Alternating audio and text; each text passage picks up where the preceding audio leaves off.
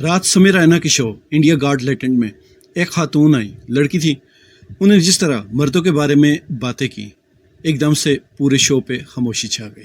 یہ عام باتیں نہیں تھیں یا گلے شکوے نہیں تھے، باقاعدہ نفرت کا شدید ترین اظہار تھا.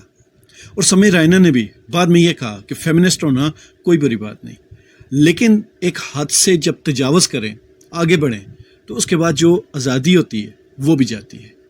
اور اس کے بعد سب سے کمال بات یہ ہوئی کہ جب نمبر دینے کی باری آئی تو شاید پہلی بار کسی کو 0 نمبر ملا. اور جب خاتون کی ہٹ درمی کی وجہ سے آڈینس سے پوچھا گیا تو آڈینس نے بھی 0 نمبر کال کیا. اصل مدعا یہاں پر یہ ہے کہ وہی سارے الفاظ اگر کسی مرد نے اسی سٹیج پر بولے ہوتے تو ابھی تک ایٹم بم چل چکے ہوتے اور سارے چوک چراہوں پر ابھی تک دھرنے شروع ہو گئے ہوتے.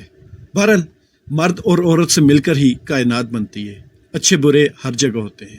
بس یہ یاد رکھیں کہ مرد کوئی بھی ہو نکلتا عورت کی ہی گود سے ہے، اور وہی اس کا پہلا ٹریننگ سینٹر ہوتا ہے، اور اچھا برا اسی پر ڈپینڈ کرتا ہے.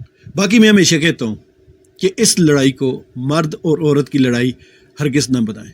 انصاف کی بات کریں، جس کا قصور ہو اس کو قصوروار کہیں، چاہے مرد ہو چاہے عورت ہو. کوئی یہ نہیں کہہ سکتا کہ ساری عورتیں خراب ہیں یا سارے مرد خراب ہیں.